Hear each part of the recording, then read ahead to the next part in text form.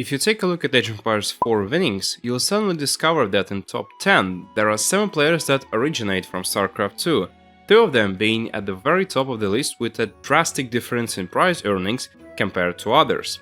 How come Age of Empires 4 is mainly dominated by ex-StarCraft 2 pros when there has been a consistent Age of Empires 2 scene for many years, with its elite talents? When Age of Empires 4 was released, it was the first time in history when StarCraft 2 players could test their skill in a different, established game that was also part of the RTS genre. If you are a StarCraft 2 fan, you're probably aware how much pride all StarCraft 2 players take in their game. It's the most complex, the fastest and hardest esports game that has ever been made in the whole world. Well, maybe except for Brood War, but that's also StarCraft, right? Whether you agree or disagree with it, this is a very common statement, and the community got the best chance to see and test the waters. As for Age of Empires, there has been a steady esports scene with amazing players from Age of Empires 2 for many decades as well. But compared to StarCraft, Age of Empires is, of course, a less demanding, slower paced game. However, there is a lot of depth in this game that makes it a wonderful experience.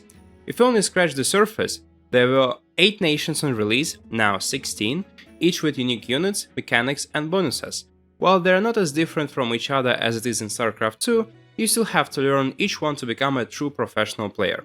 Instead of only 2 resources, there are 4 types of that. And you can also exchange them, and there are many ways to gather each type of resources. So in short, the game is freaking complex if you think about it. Also, unlike in StarCraft 2, it doesn't involve as much microcontrol and speed, 2 advantages that StarCraft 2 players can usually boast of. It all seemed like the stars aligned, and it was an ultimate battleground to test all RTS players and see whose background was more fitting and useful in the new game. Seemingly, it should have been Age of Empires 2, because Age of Empires 4 is conceptually the same game, even though it has some new mechanics such as landmarks, which make it a bit more dynamic and allow for more interesting strats for different nations, but anyhow, it's still obviously far more similar to Age of Empires 2 than to StarCraft 2, up to the point that even the same strats such as Castle Rush exist in both games. It's been a long rambling, I know, so without further ado, let's see how it all looks on the first ever Premier tournament in Age of Empires 4. Starting from the roster, half of the players were highly acclaimed Age of Empires 2 legends, most notably the Viper, the long-standing, unbeatable champion of Age of Empires 2 with more than 300,000 winnings in his entire career. Other names were also well known in Age of Empires community. Hera, Kasva and Rekon were all long-time veterans of the scene. Ex-StarCraft 2 representatives were much less prominent in that comparison. These were not the best StarCraft 2 had. However, you should never sleep on those players. Marine Lord was an incredibly strong Terran player in 2015 and 2016, and Drum Brothers, Lucifron and Vortex were successful in every game they tried. In early StarCraft 2, Wings of Liberty days, they were amongst the best foreigners, and they were also a strong team in Blizzard MOBA called Heroes of the Storm, and now it was their time to shine in Age of Empires 4. Last but not the least, the Mista also used to compete in StarCraft 2 in 2010 and 2011 as a part of Team Empire. So, how did the tournament unfold? Starting from the first matches, Lucifron faced the greatest Age of Empires player, the Viper. It was quite an even series, but it was easy to guess who's gonna come on top.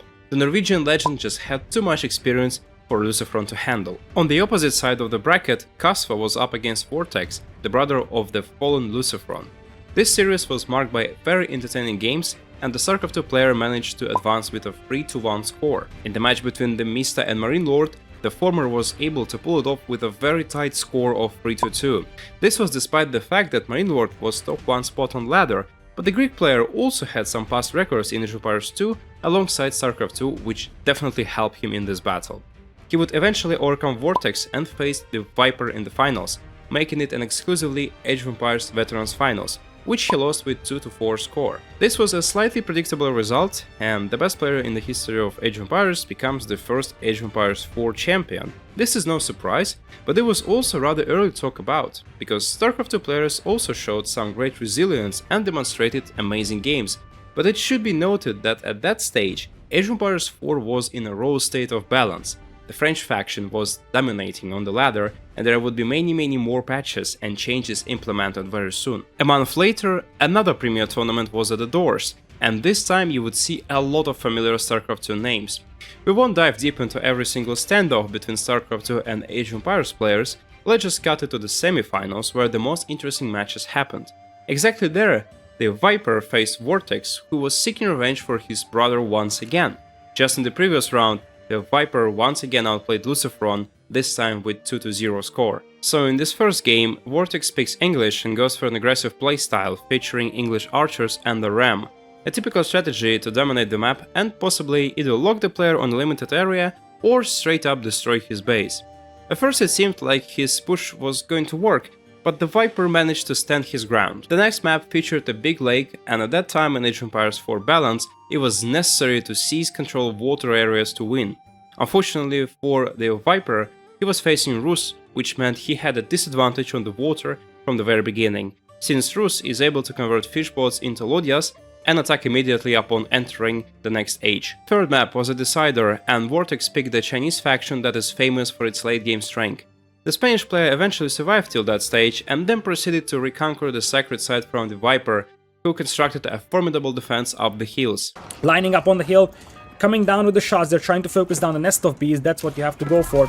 But it looks like Vortex doesn't really care, he just wants to push up. Network of Citadels bonus coming in here for Viper for the extra firepower. But I think that's just gonna be a little too late over here. No boiling oil.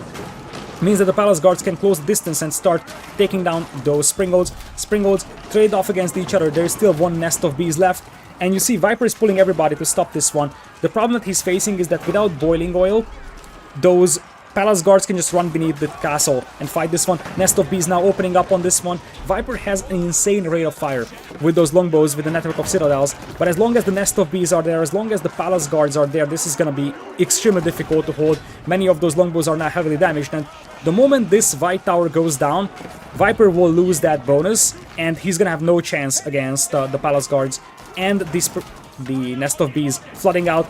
Looks like the White Tower is about to go down over here. Viper will be forced back from the central region. Now he's the one fighting against the hill. Nest of Bees once again unleashing another volley out here. Still alive, and it gets another volley out. Viper's longbow numbers are just being absolutely annihilated. The Palace Guard numbers are dropping, but still enough on the battlefield to just decimate those longbows, and Viper taps out.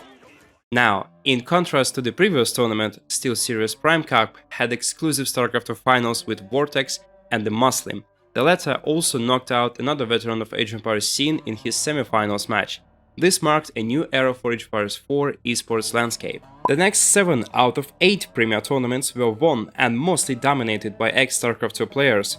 With the addition of such names as Linux and BSTQT, the already tight and crowded Age of Empires 4 esports scene got even more competitive. But why did it happen? Does it have to do with StarCraft 2 players just being superior and more mechanically gifted, or are there other reasons? So let's first tackle the mechanical part of RTS games. It's true that StarCraft 2 is the most demanding mechanical RTS out there, and players in this game just have to be good at being fast. And multitasking is a cornerstone of a successful late game, and this is the skill that transitions very well into Age of Empires. While this game might be somewhat slower and microcontrol is a bit simpler, there is always something to do on the map. The game just has a lot of base management, production, map exploring, and so on. So naturally, the player with the best multitasking has an advantage. Yes, the game is slower, but it doesn't mean you don't have to perform 200 actions to get ahead. Another possible reason is the difference in the size of the esports community. StarCraft 2 has been supported by Blizzard for a long time. It had a very high number of premier tournaments as well as major cups, leagues, and even weeklies, while Age of Empires series had some of that as well, but it was never the same size and scale as it was with StarCraft 2. With all the infrastructure and conditions, StarCraft 2 players just had a better gateway into esports, and they could actually afford an esports career. It was a viable choice with lots of opportunities and places to compete, so starting a full-time gaming career was much easier. In addition to that, StarCraft 2 players are famous for their work ethics and hardcore practice routines. This also has to do with the overall development of the esports scene, as such practice pays off and the stakes are much higher. Besides, if you just take a look at the Korean scene, you'll discover how much they were sacrificing to become the champions. Their team houses, strict schedules, and insane amount of hours is what contributed to an overall rise of competitiveness and difficulty of StarCraft 2 scene. Last but not the least, the very existence of Age of Empires 2 is an important factor that slowed down the Age of Empires 4 scene. The same thing happened with StarCraft 2 and StarCraft 2 Brood War.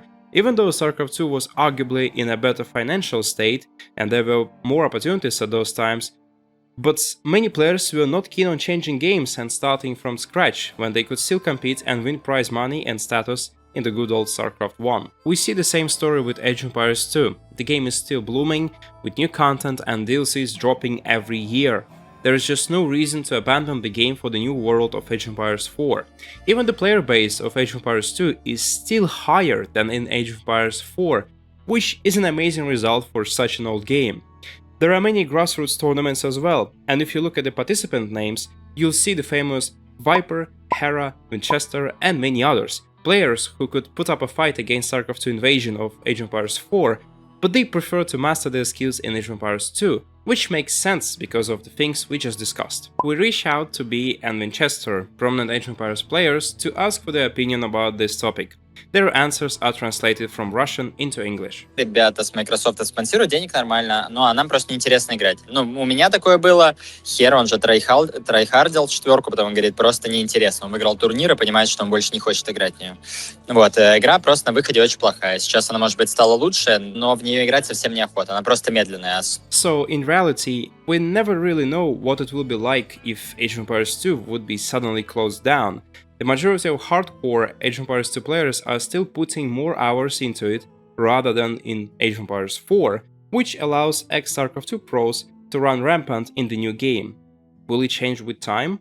Perhaps. It would be a very cool showdown to see in the future. What do you think about this topic? Share your opinion in the comments, and don't forget to check out our video about different win conditions in RTS games. And as usual, have a nice day and see you next time.